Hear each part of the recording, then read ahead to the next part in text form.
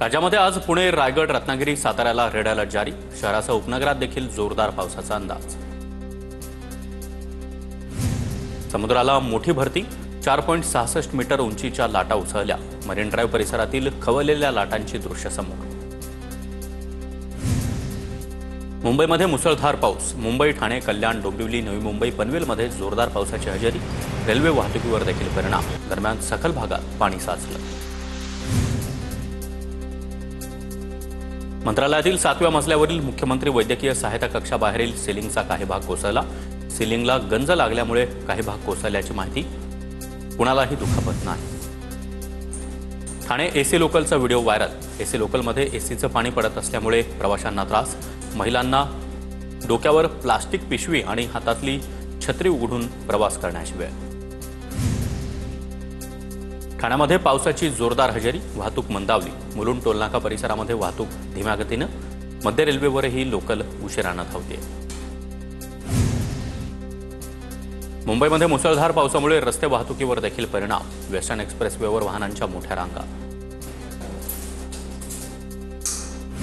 विदर्भामध्ये आज पावसाचा अलर्ट। गडचिरोली, चंद्रपूर, भंडारा, गोंदिया या जिल्ह्यांमध्ये पावसाचा रेड अलर्ट, तर नागपूर, वर्धा, अमरावतीमध्ये ऑरेंज अलर्ट जारी। नागरिकांना प्रशासनाच्या सतर्कतेच्या सूचना। गडचिरोली जिल्ह्यामध्ये जोरदार पावसाची हजेरी। गडचिरोलीवरून छत्तीसगडला जाणारा राष्ट्रीय महामार्ग सोनमपल्लीपासून बंद। भामरागड तालुक्यामधील 40 गावचा संपर्क तुटला। गोंदिया जिल्ह्याला पावसाचा रेड अलर्ट। मुसळधार पावसामुळे रस्त्यावर पावसाचं पाणी साचलं। वैनगंगा नदीवरील धापेवाडा बॅरेजच्या 7 गेटमधून पाण्याचा विसर्ग। गडचिरोलीमधील भामरागड इथल्या पर्लकोट नदीला पूर। भामरागड जिल्हा मुख्यालयाशी संपर्क तुटला। पर्लकोट नदीवरील पूल पाण्याखाली।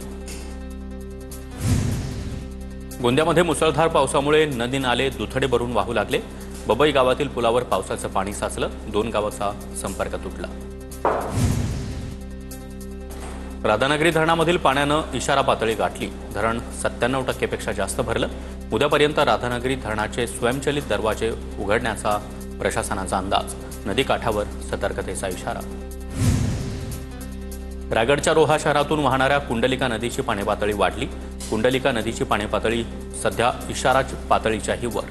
नदीकाठच्या नागरिकांना सतर्कतेच्या सूचना। पुण्यामधील माळशेज घाटामध्ये पाऊस आणि धुक्यामुळे घाटातील प्रवास धोकादायक बनला। संरक्षक भिंती, कठडे आणि रस्त्याच्या मधोमध रिफ्लेक्टर लावण्याची मागणी। पुण्याच्या जुन्नरमधील नगर कल्याण महामार्गावर रस्त्याचं काम सुरू असल्यानं अपघाताचं प्रमाण वाढलं। रस्त्यावरून एकेरी वाहतूक सुरू, मात्र कोणतेही दिशादर्शक फलक नसल्यानं वाहनांचे अपघात। चंद्रपूर, भंडाऱ्यातील सर्व शाळा महाविद्यालयांना आज सुट्टी जाहीर। रेड अलर्टमुळे आपत्ती व्यवस्थापन विभाग सतर्क। जळगावच्या मुक्ताईनगरमध्ये गेल्या वर्षीच्या तुलनेमध्ये 40% तलावाच्या पाणी पातळीमध्ये घट। शेतकऱ्यांसह नागरिकांना पाणी टंचाईची झळ बसण्याची शक्यता। परभणीच्या येलदरी जलाशयामध्ये 62.38% पाणीसाठा उपलब्ध। अर्धा पावसाळा संपला तरी देखील 15%च्या आतच जलसाठा वाढला। येलदरी जलाशयावर परभणीसह हिंगोली आणि नांदेडची तहान भागवली जाते। सोलापूरच्या अक्कलकोट तालुक्यामधील कुरनूर धरणाची 100कडे वाटचाल। 2 दिवसाच्या दमदार पावसामुळे कुरनूर धरण 95% भरलं। 3 नगरपरिषद आणि 52 गावांच्या पाण्याचा प्रश्न मिटला।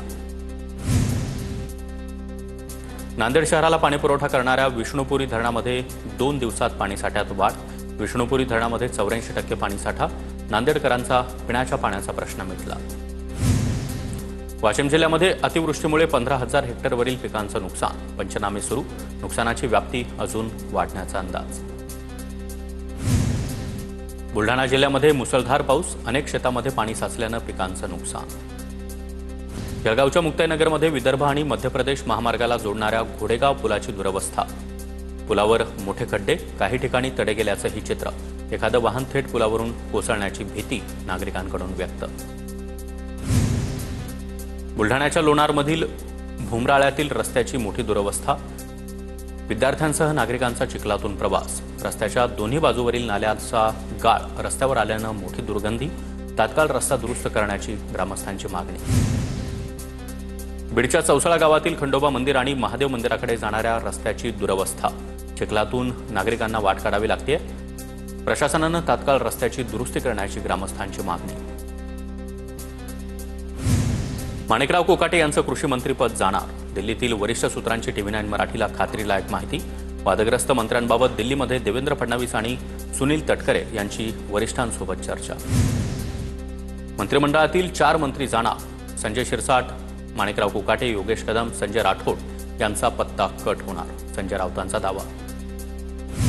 वादग्रस्त मंत्र्यांच्या राजीनाम्यासाठी भाजपचा दबाव वाढला. फडणवीसांनी शिंदे आणि अजित पवारांकडे नाराजी व्यक्त केली. सूत्रांची माहिती. कोकाटेंसह काही वादग्रस्त मंत्र्यांना डच्चू दिला जाण्याची शक्यता. दिल्लीमध्ये अमित शहा आणि मुख्यमंत्री फडणवीसांमध्ये बैठक. संसद भवनामध्ये शहा आणि फडणवीसांमध्ये 25 मिनिटं चर्चा. शेतकऱ्यांचा अवमान. माणिकराव कोकाटेंचं खातं बदलून भरून निघेल का? राऊतांचा हल्लाबोल. तर फक्त खातं बदलणं अजित पवारांना मान्य आहे का? संजय राऊतांचा सवाल. फडणवीस संवेदनशीलपणे शेतकऱ्यांची बाजू घेतात. शेतकऱ्यांनी बिनधास्त राहावं, सरकारवर विश्वास ठेवावा. कृषी मंत्र्यांसंदर्भात गोपीचंद पडळकर यांचं वक्तव्य. सभागृहामध्ये रमी खेळणाऱ्या कृषी मंत्र्यांना शेतकऱ्यांचं दुःख दिसत नाही का? रोहित पवारांचा पुन्हा एकदा कृषी मंत्री माणिकराव कोकाटे यांच्यावर निशाणा. सरकारला भिकारी म्हणणाऱ्यांना लाथ मारून बाहेर काढलं पाहिजे. कोकाटे यांच्या वक्तव्यावर छावा संघटनेच्या विजय घाटगे यांची प्रतिक्रिया. काँग्रेसच्या माजी आमदारांनी माणिकराव कोकाटे यांचा सत्कार केल्याची माहिती. कोकाटेंच्या समर्थनार्थ काँग्रेस कार्यकर्त्यांची घोषणाबाजी. भेट झाली असेल मात्र सत्कार केला असेल असं काही नाही. हर्षवर्धन सपकाळ यांच्याकडून स्पष्ट. धुळ्यामधील बाभळे फाट्यावर कृषी मंत्री माणिकराव कोकाटेंचा ताफा रोखण्याचा प्रयत्न. ठाकरेंच्या शिवसेनेचे कार्यकर्ते आक्रमक. आंदोलक पोलिसांच्या ताब्यात. संवेदनशील व्यक्ती कृषी मंत्री म्हणून घ्यावा अशी माझी विनंती. कोकाटे यांच्या राजीनाम्याच्या मागणीवर अंजली दमानी यांची प्रतिक्रिया.